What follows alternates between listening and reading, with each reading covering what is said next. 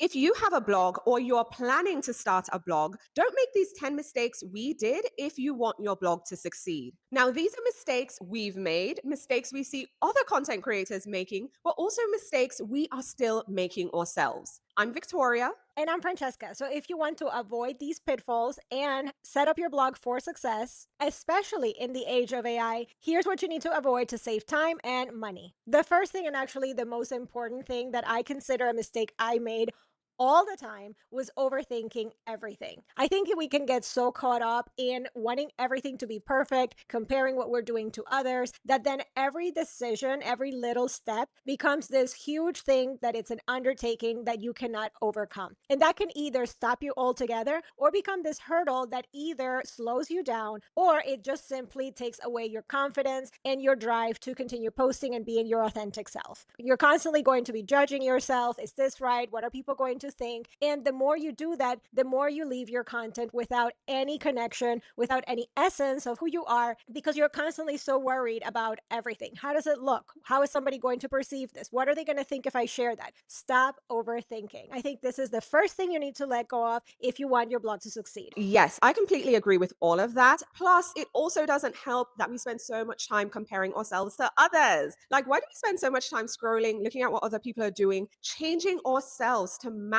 what they are sharing when it has nothing to do with us? And also, sometimes just because we spend so much time comparing, we stay stuck in our heads. So we never actually do anything. So, yes, perfectionism isn't where it's at. It's all about being consistent. But the second mistake that we've made is prioritizing aesthetics over function. Listen, we love a cute website. We want everything to look pretty. We want socials to match, videos to have a certain aesthetic. But the truth is, most of what we focus on isn't very functional, especially when you're blogging and you want to make an income from your work. Because lots of the pretty cute things that you'll see on blogs and you want to have on your very own website will really help to slow your website down. It will bloat your database. And sometimes these things will create broken links on your back end, all of which reduces traffic and your blog income. So for that reason, it's very important to prioritize a light website, a light back end, keep your plugins light, use a lightweight theme and all the things. Because while I know you want your website to look pretty, it also needs to be very functional. Yeah, especially because that is going to be the basis of whether Google is recommending your blog post versus someone else's that is probably talking about the same thing. The one that performs better will rank higher. And also, when it comes to aesthetics, don't make the mistakes we did, and it's not understanding content structure. Because part of what I was doing when it came to aesthetic was using headings, which is the heading blocks on your blog post, strictly for how the fonts looked on the blog post. I wanted a cursive font here and something bold over there, but I didn't want to have to do the work every single time I added a block. So the heading fonts were already set up how I wanted them, and I just used that. And that is actually such a big mistake when it comes to SEO, because Google is using those headings in order to understand what the blog post is about and the hierarchy of the structure within that blog post. So if you're just using them for fonts, Google is going to go crazy and wild and think like, I don't know what is happening in this blog post. Why is this one word important in the sense of the hierarchy of the post? Because it makes no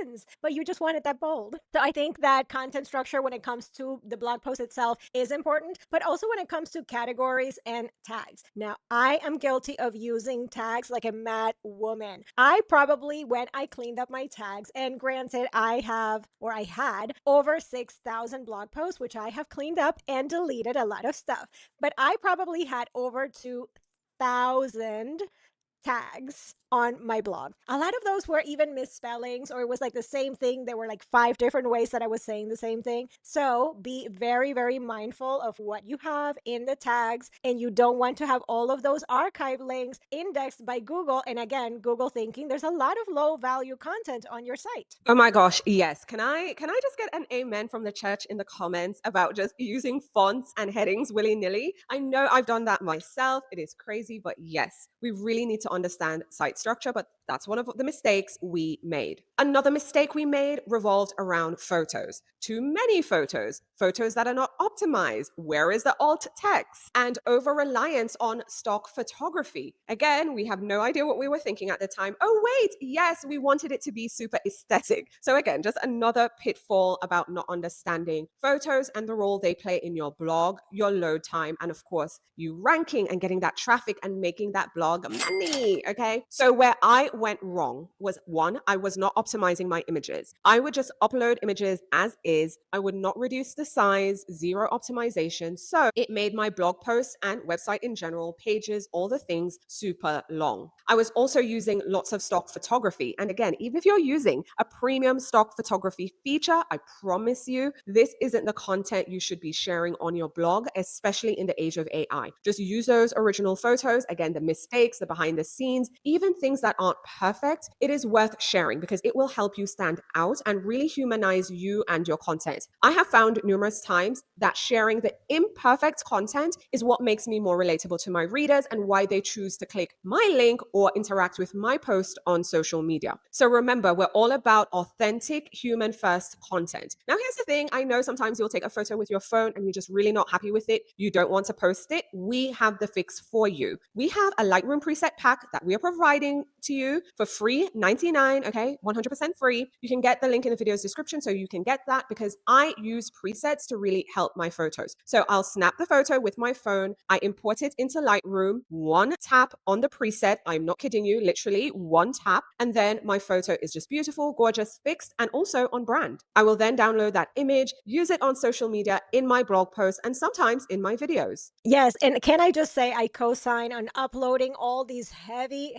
and not optimized images to your blog. I actually remember clearly that I used to talk to people where I would pay them for speed optimization and things like that once in a while, or they would run a report for me and tell me, here's the things that are wrong with your site. And always images was at the top of the list because I would upload generally images that were at least 2 megabytes each because I wanted them to have such great quality because I thought, oh, if I don't upload this 2 megabyte file, it's not going to be the perfect quality and it's going to look a little granular. And that is the farthest thing from the truth. The thing is, you need to know how to optimize your images, and also you need to optimize them before you upload them. I know that we're talking about image optimization plugins, and that has a role, but you need to start from an image that is already optimized by you before you hit upload. Because if you upload that 2 megabyte file, it will never be optimized to the place that it needs to be with the plugin. Now, the second issue you're going to run into is the fact that it takes so much storage space. And when you're paying for hosting, you are paying for storage. I mean, there's other values that they look at as well, but I mean, storage is your primary concern from picking a plan. And you are paying for all that extra space that you don't really need to be paying for. Like, images need higher quality and bigger size when you're using them for printing purposes. But for the web, you will get a nice crisp image that you can actually optimize to a value that loads really fast on your site. So don't skimp on that, and don't skimp on the alt text either, because I made that mistake for so long. And now a lot of my images actually show up on image search, and I get traffic from image search because they are optimized properly and they have the alt text correctly. So I think all of that will work with your site and it will start making improvements. And also, I will say that if you are working with an existing site where you did use a lot of those really heavy images, listen, I'm really sorry to tell you, you're going to have to do that work manually. I worked with a developer to try to fix this with specific plugins that are meant not for the regular image optimization like an Imagify or a Short Pixel, but they would install separate plugins that are intended to try to fix these huge, heavy images and optimize them and whittle them down to a reasonable size. And let me tell you that that never worked. So, what I suggest you do if you are making this mistake now is, first of all, stop immediately. And second, you're going to have to go into every single one of those blog posts, optimize the image, re-upload it, replace it where it needs to be replaced. And while you're doing that, go in and delete that old file as well, because otherwise you're paying for hosting again. So just wanted to give you a little tip there as well if you are already doing that. Now, the next thing that we need to talk about is not understanding performance. And this is a mistake that I made for a really long time. And we've talked about this in another video about what I had to do in order to basically delete my whole site and start fresh. And for performance, you're talking about a lot of different moving parts because there's a lot of things that affect the performance of your site. But one of the main culprits is really understanding what those things are. For example, a performance and speed of your blog post has to also do with how many blocks you add to your post. Using very fancy blocks, that's going to load your site with more things than it needs to. Using a lot of plugins and things for making things cute or for adding things. Maybe you're duplicating. You have your social media sharing buttons at the top in the header, and you also have them down in the footer, and you also have them on your sidebar. So when somebody clicks on that post, they're actually seeing your social media icons 3 times, there's no need for that. So understand what are the things that affect the performance of your site, because that will definitely have an impact. And I neglected that for years. Now my brain immediately thinks about that whenever I think about adding something, whether it's a simple block, a simple heading, a simple image. I always think performance first, and your brain will just eventually adjust to that. Another noteworthy thing when it comes to performance is keeping an eye on your Google Core Web Vitals. This is a great indicator to see how your site is doing, what your site health looks like, but also the odds of you being recommended by Google for your content. So if you're not paying attention to performance, like Francesca said, if you're uploading these super large files, which means it takes longer for Google to load your website, that can really knock you down. Before I optimized my website, because I went for years without optimizing one itty bitty thing, the load times were ridiculous. And I would rank for something for 1 minute, but the second someone had something that was faster and better, I would get knocked down. So just simply optimizing your site and improving your website's performance is super helpful to your Google Core Web Vitals, to your load times, and to your probability being recommended by Google and other search engines, which of course affects your blog income. Another mistake we made was not investing in good web hosting from earlier on. Let me tell you, hosting can make or break your site. Now, I see people out here recommending this host for bloggers, and it really irks me, okay? They keep recommending Bluehost. Tell me why. Why are they constantly recommending them? Like, it really irks me and it annoys me. And this is coming from a girlie who had used Bluehost in the past. So I know what is going on. And if I have a little friend who says, hey, can you put together a little website for me, help me out, and it's just strictly informational for their business, and I'd be like, okay, fine, because they're on a budget. But if you are serious about blogging for income, let me say it again, if you're serious about blogging for income, which means you need people to visit your website for whatever reason, and so you get paid from the traffic with ads, web hosting and the hosting provider you choose is crucial, because your host affects your performance. Because some hosts, and yes, I know you're going to say, well, it depends on your hosting plan. Listen, I've been on web hosts and they've told me, oh, you need to upgrade, get more resources, get more resources. And even then, my site wouldn't budge. The load times were still ridiculous. And again, it was hindering my growth. So you need to be mindful about the host that you choose. Our favorite is Big Scoots right now, because in addition to them providing good hosting, they also have great customer service and the performance is top tier. Even with their shared hosting plan, it is still better than Bluehost, I promise you. So think about your hosting provider and get set up for success from the beginning, because something no one tells you that can be a bit stressful is when the time comes, you will need to migrate hosts. And migrating hosts is not fun, it is stressful. So invest in a good host from the jump. So 1, you're not moving all over the place. 2, you're not upgrading endlessly and the performance is still trash. And 3, you don't need a host that is going to stunt your growth. You want a host that can grow with you, but also help facilitate growth by providing great resources and excellent performance time, because again, all of this affects the back end of your website. And if no one can see what's on your page because it's taking forever to load, people are going to click off, they're going to leave. So invest in good hosting. I would highly recommend, because I've moved hosts about 5 times. Okay,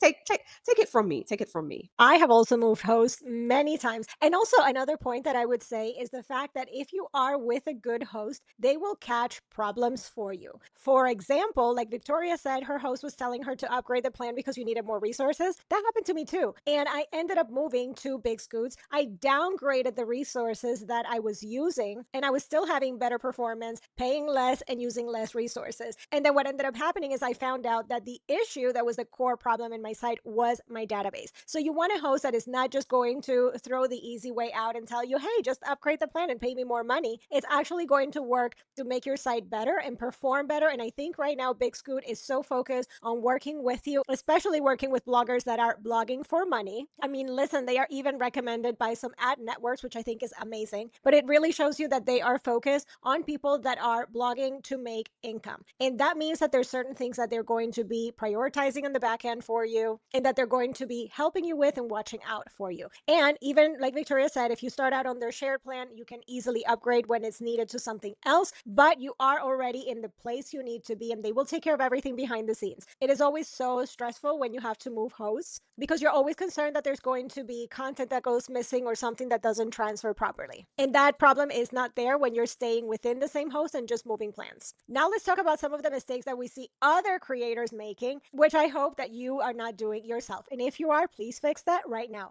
The first one is creating content for a community that they don't understand. Now, it's not enough for you to know how to play a guitar. You really need to be involved in the guitar community. Get on social media, get on the forums, get on Reddit. You need to understand what these people are talking about. What do they want? What are their concerns? What are their struggles? What do they want to learn? And then from there, you are able to create content from a perspective that is community based. It's talking to the audience. And there are so many people that I see creating blogs. And listen, a lot of times they were successful and they were getting a lot of traffic, but they are now not getting the traffic that they used to get. And I feel a lot of that comes from the fact that they don't really understand the community. They don't know what the community is looking for. They don't know what the community is asking for. And they are creating just the content that they thought people wanted to see, which for a time, this was rewarded by Google, but not any longer. So you really need to understand the community that you're writing for and give them the things that connect with their needs and wants. And kind of playing off of that, it goes back to the fact that in the age of AI and beyond, I feel people aren't buying information. They don't just want step one, step two, and just go on from there. They want to hear your experiences. So it's like, okay, step one.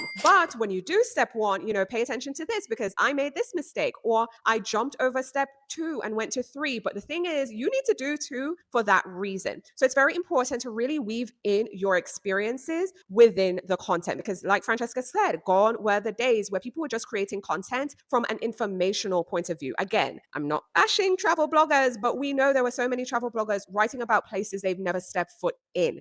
Again, they were just coming at it from a research point of view and here's some general information and, quite frankly, swiping information from other creators who have experience on the ground. I also want to mention that in addition to creating community first content and people first content, I think it's important to immerse yourself in the community before you start writing for them so you can understand the culture. Because sometimes the culture, one community and one niche is very different from another, even though they have certain things in common. I mean, sometimes in language, things that mean one thing to one community means something completely different to another. So immerse yourself in the community. I think it can be truly beneficial. Another mistake we see other bloggers and content creators doing is using outdated strategies that no longer work today or will continue to work in the age of AI. And what I'm talking about is those super long blog posts, okay? You've seen them, 3,000 words or more, super long listicles, like you are just scrolling.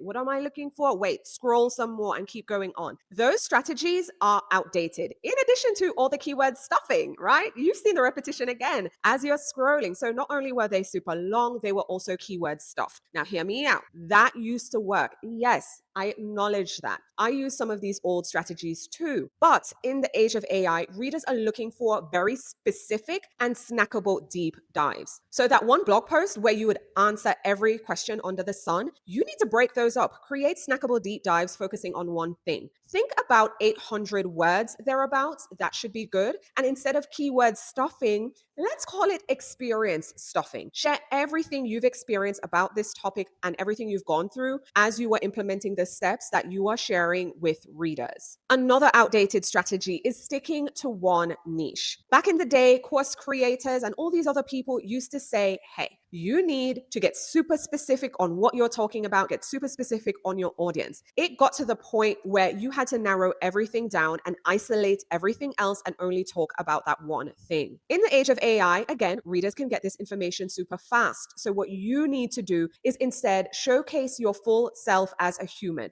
Be a multi-passionate person. In today's world, instead of sticking to a singular niche, a singular topic, and never deviating, this is where you really need to bring yourself to the forefront. And by this, I mean share other little things that you're interested in that are also relatable. Weave in those personal stories and add your perspective as well. Because again, in the age of AI, ChatGPT and all these other bots can spit out information readily, but this is where you infuse you and what you're interested in alongside other information that is noteworthy. For example, a way you can make a recipe super relatable is instead of saying my super fudgy brownies, you can say these brownies will cure any sweet tooth within blank time. It could be 30 minutes. Or these are the brownies I made at 4 a.m. so my child could take to her school's bake sale.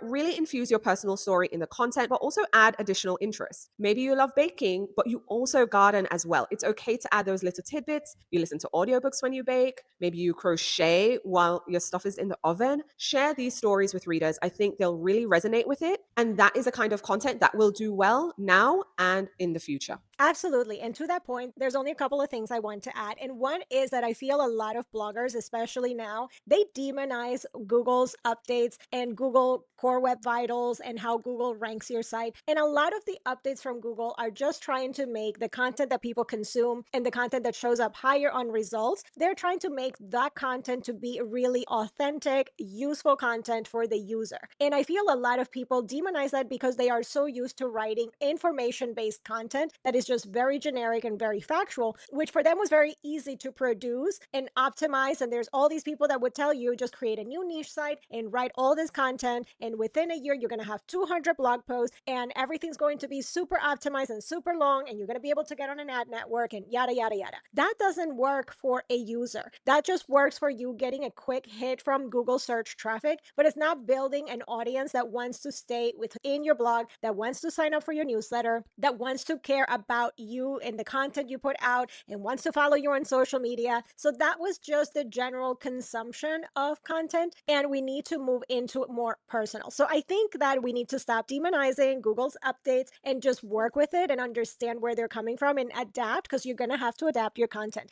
And the other thing that I was really thinking about is there's this creator that I'm sure you've heard about, and it's Gary Vaynerchuk. And there was a time when he had someone on his podcast and they were asking him, I am trying to figure out what kind of content I should be posting because I have a business page and I have a personal page. How do I balance it? How do I post content here that has maybe a little bit to do with business, or should I post this type of content here and then keep this other one in the business page? And his only answer was the word and.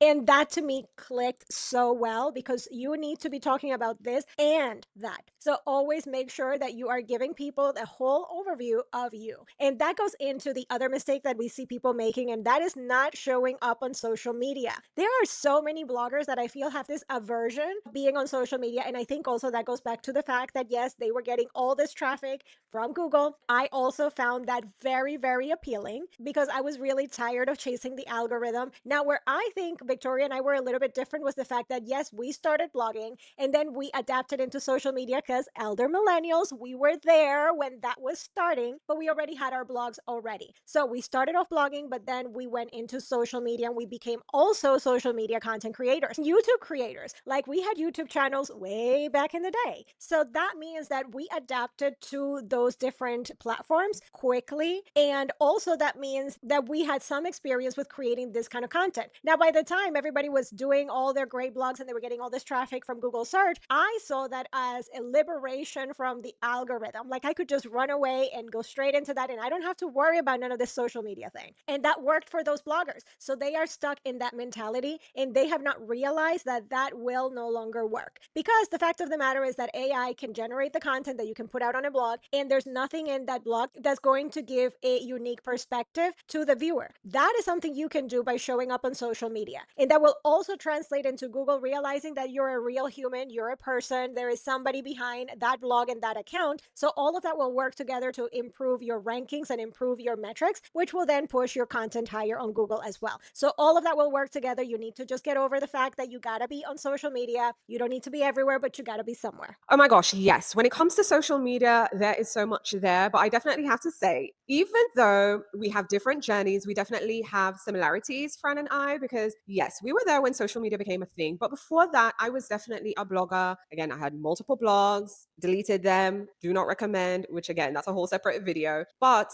when social media came around, it was so interesting to me. I had so much fun creating social media content, but I had neglected my blog. So, like Francesca said, when this whole, hey, you can blog and make money thing came around, it was seen as a liberation from social media, which at that point I was super annoyed with. What I will add and say now, and this is a mistake, I guess another mistake I'm now adding to the list as we're recording, is that going back to what Gary said to that content creator, and we need to move to a space where everything is and. So when I gave up my blog because I was doing social media, it should have been blog and social media. Now AI is here. Don't be that blogger who is now like, no, it's blog only. I'm still not doing social media and I'm definitely not even touching AI. We need to get to a space where it's and. So it is blog and social media and AI. So have a more open mind when it comes to the new platforms. And yes, I know social media is not a fun place sometimes. You probably want nothing to do with it. However, you will need to, especially if you're blogging for income, because we can no longer rely on Google search. Google isn't prioritizing you, the creator, the publisher, the blogger. It is prioritizing the user. It wants to keep users on their platform. So they are providing exactly what users are asking for. They're not going to provide something where people are scrolling, and looking for information. I also think it works the other way around. So if you are a social media creator only and you've never had a blog, that and also works for you. You can be a content creator, whether that is a YouTuber, an Instagram creator, a TikTok creator, and have a blog and build a base where you can get income from your blog and your website. Because yes, it is not late. Yes, blogs are still thriving. Yes, you can still make money blogging. And the great thing is the fact that you already have your social media accounts and traffic and followers down. So all you're doing is now adding another revenue source, which means that actually for you, that will translate into money faster than someone starting out because you can drive direct traffic from day one. Yes. So the moral of the story is, and everyone, don't demonize anything new or anything you don't understand. Instead, spend some time getting to know these new platforms and just incorporating it as a part of your content strategy. Because that's where I think content creators and bloggers have a lot of things in common. I think we should just all be creating content on all these platforms or understanding how we can show up when there's something else, in this case, AI, affecting us. So incorporate and in your strategy. Okay. So let's talk about the mistake we are both making right now. So I know you might think, okay, what is going on here? You share the mistakes you used to make. You share the mistakes content creators and bloggers are making now, very much so still. What could be the mistake you are still making? Listen, Lots. there are lots, okay? And I was actually telling her, okay, during the little snack break, we need to create a video about what it's like when you know everything that you're supposed to do, but you still sometimes struggle to do it, okay? Another video for Yeah. another day. Literally, I was telling her as she was talking about in another video, I was yelling at myself about some of the advice she was giving that I am not doing yet, even though I was the one that told her years ago that she needed to do on her site and she's applying and I am not. So Listen, if you want to see that video, let us know in the comments. Okay. We'll move it up faster on the calendar. So just let us know. Let us know. But yes, there are lots of mistakes we're still making. It's just the reality of the situation. We're not experts. All right. We are just taking you on our journey. We might know a bit more than you just because we have a combined 28 years of experience between us, but there's still things, we can fix and we can tweak. One of the big things that is top of mind is the fact that we're not connecting with more content creators and collaborating. So fun fact, and this is a long story short, I met Francesca through another friend, Laura, who was a content creator. She invited me on her podcast because she's also a blogger in our niche. She's also a podcaster in our niche as well. She invited me on to her show. As you can tell, I'm very chatty, but I love chatting to her after the episode. We connected, the vibe was right, we clicked. Of course, later on, she invited me on again. We're chatting again, we're clicking. We're like, okay, you know what? We should be guesting on a regular basis. We love this. But then she also was super vulnerable in sharing where she was in her content creator journey. And I was like, wow, this is so refreshing to hear someone share this. Now, listen, very type A, very Capricorn, looking at people side eye. But I will say it must be the Libra moon in me because, yes, I have a Libra moon and you all need to get into the birth chart of it all. That's another story for another day. I actually opened up to her and said, hey, this is where I'm at. This is what I'm trying to do. But for some reason, I seem stuck and I feel boxed in here. And we just started sharing strategies. And then she was like, you know what? Accountability is my problem. And I'm like, girl, I have structure. I have system. You want to work at the same time every day? I got you. And we started co-working. Now, she met Francesca independently. And then she's like, you know what? We all should be co-working together. And she brought us together. And when I tell you, okay, and I'm not even exaggerating, that was the singular best thing that ever happened to me as a content creator. Listen, I've done a whole bunch of stuff. I've paid a whole bunch of people. I've done some amazing things on my own. But the single best thing was Laura and I co-working together, and then her bringing in Francesca, and the three of us co-working. And then we have another, little blogger group situation where we were content collaborators first, and we became friends. And then we started sharing things between each other. And I'm telling you, it was a single best thing. So as it relates to mistakes, like anything else, sometimes you get comfortable in the zone you are in. You get locked in with your people, and you're like, yes, you have your little pod, your little group chat, your little gang, you have all the things. However, it is important sometimes now to also hear new voices, to hear new perspectives, because the one thing I don't like living in is an echo chamber. I don't want people always agreeing with me. And Fran and I disagree on a lot. I know you probably don't believe it, but I'm like, no, we should do this. And she's like, no, we should do it. Like, we have our opinions too, but sometimes it's also good to hear someone who's completely separate and different, which is kind of why we decided to create this community, because it will allow us to reach a wider audience of bloggers without me having to DM and say, hey, you want to collab? Because by the way, don't do that. Don't do that. Okay. Don't do that. Because we also feel very strongly about that. Connections should be organic. It should be built over time. But yeah, long story short, and I know Fran has some thoughts, is collaborating, meeting new content creators, seeing things through a different lens, and just us co-working together. So essentially, this is our invite to come co-work with us, and so that we can learn together and grow together as we are on this journey to blog and make some money doing it too. Yeah, I think just rolling off of the don't just send a DM asking for a collab to people. I see so many bloggers doing this. And actually, I see many course creators and blogging gurus recommending that you do that. Even within like people that take the same course, they're telling you just go down the list and just see who's in the same niche and just send them a DM. No, you need to be building relationships before you approach people, because guess what? Nobody's going to collab with you from a cold DM. Like, the chances of that working are really low, and the effectiveness of that, even if you get someone to do something with you, are very low. So don't be transactional, build community, build connection, be genuine in your interest for that person, and then organically that will translate into collaborating and working together. Like, if you're going to be co-working together with us, you're going to get in the comments and you're going to be commenting on someone else's comment, and build community, share your struggles, share your wins, and then people are invested in seeing you succeed, and people are invested in all of these things. So I think all of that is really important. And if you're not transactional, you will go much farther. Yes, you'll get much further, also faster. Because again, going back to the fact that when Laura reached out, it was for a podcast collab. I will note she was interacting with my content already. She had signed up to stuff I had going on. So when I tell you, simply leaving a comment, a thoughtful comment under a post, hopping in a DM to pay a compliment or just say, oh, this was so amazing. This was so insightful. I really didn't think about it this way. I appreciate your perspective. Just kind words when you find the content helpful. Okay, don't be out here lying to people. Be But genuine. listen, be genuine. Don't be lying to people. But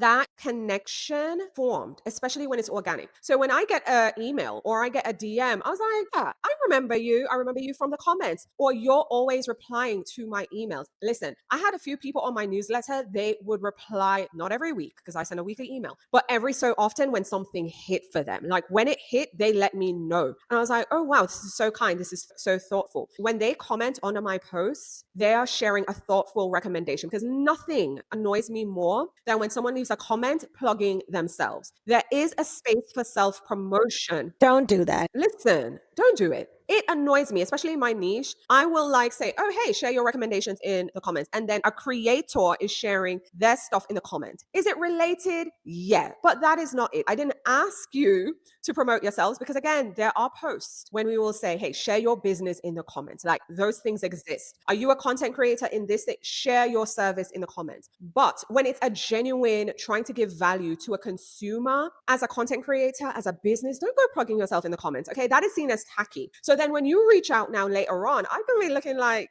yeah, no, you're a bit too transactional for me. How do I know this? Because every opportunity you have, you're selling what you're selling, or you're selling yourself. And I'm telling you, people as content creators, especially established ones, because I know half of y'all, and when I say y'all, I don't mean you or community, but the peoples out there are pitching big platforms because they want to get access to the audience, right? Odds are the people who have an audience have been in the game for a while. So they can smell when you are thirsty and just purely transactional and you're not about community. And I think the last point I want to make on community is the fact that that blogging or even content creation in general, it is a very isolating job. It is going to be just you sitting in front of a camera and just doing all of this, or you sitting down in front of your computer and writing a blog post. It is always just you. You get in your head, and by not having other ideas that maybe can push you or question how you're formatting something or from what angle you're talking about something, you're only stuck with your ideas and in your head. And a lot of times that doesn't give you the space to grow. And like Victoria said, I mean, co-working has been so great for me because it gives me the chance to look at things from a different perspective, see things from a different angle. And maybe I'm coming at it with, oh, here's the problem I'm facing, and this is how I'm thinking I'm going to fix it. And then I get a different point of view and I'm looking at it from a different perspective. Like, even as an example, last week I was updating a post that was getting a lot of traffic. And I was thinking I need to make this a whole content cluster because now is a perfect time because timing was right. And I needed to build more content around it. And I was thinking that old blog post needed to now be updated, which yes, it did, but also change the date. And I was set on my ways that I needed to change the date on that old blog post. And Victoria came in and, of course, gave me a different opinion, which then I thought that is actually very valid and a very good point. And I left the date as it was. So I think that you always will have different people coming in with different points of view, and that will make you stronger. That will make you a better creator because you cannot think of everything. You cannot be everywhere. You cannot know everything. But working within a group, it's almost like you have your little team and your little company in a sense. So you're kind of building things together while each of you have your own independent platform. And I think from an emotional point of view too, not being alone doing all of these things is great because we've talked before about things that we went through, from me loading my database and having to delete everything, and Victoria migrating her site from Show It to Cadence. A lot of these things can be stressful if you're going through it alone, and just sometimes having someone to vent or just to hold your hand and just calm you down, like everything's going to be fine, don't panic, don't spiral, it is needed. So I think community and collaboration, it is very important, but it should always come from a very genuine point of view. And listen, that means that you may not click with everybody and you don't have to. And I think that is also one of the things that I really hate about all these blogging gurus and courses is the fact that they sell you this thing of it's going to be very transactional, and they're trying to put people together that don't mesh well. Just because you're taking the same course doesn't mean that you guys will collaborate well together. So that goes again into why you need to be genuine with people. You need to build relationship because you should be doing these things with people that you genuinely click with. 100%. And just give yourself time. You will find your tribe. Don't be in a rush. I remember I had in my head, oh, I'm going to collab with these two content creators. And when we got together for the first one, I was like, oh my God, I gravitate to her more. This one, not so much. It really didn't click. And that's okay. And sometimes I've collabed with some people where I was just downright, never again. Like, never, not going to happen. And that's okay. Okay. So just give yourself time and space and grace, but also know that you have a seat here and you can come join us and co-work with us and share your thoughts in the comments. Okay, let us know what you want to see, what you're struggling with, and all the things. Again, we're working together and we want this to be a space where we can learn and grow together because, again, there's room for everyone. All right, so that's it for the mistakes we used to make, the mistakes we see content creators currently making, and mistakes we're still making ourselves. You know, after recording this, I think we probably should have a part 2. But if you're just watching this and you've decided, you know what, I want to start a blog, revive my old blog, or maybe tweak my existing blog, we highly recommend you check out our WordPress tutorial for beginners. Now, here's the thing. I know it says beginners in the beginning, but again, if you have an existing blog or even if you've been blogging for a long time, we believe that there's lots of value in there because we do get technical. We are sharing the behind the scenes, all the settings, all the recommended plugins, how you should format this, all the optimization tweaks you need to make in order to set your blog up for success. This is what we're using. And again, when I switched hosting platforms, when I switched themes, I can tell you I immediately got a boost right then and there. And even after Google's update, when I lost like 2/3% of my traffic, I'm not even lying to you, implementing these little things and following the content structure has already doubled my traffic from the big drop where I was in less than a year. So you can be an existing blogger and content creator, or you could be reviving an old blog. You will still get value from this just as much as the newbies. So if you haven't already, subscribe to the channel, like the video, and share with your blogging friends. But until next time, take care, and we'll talk to you in the next video. Bye for now. Bye.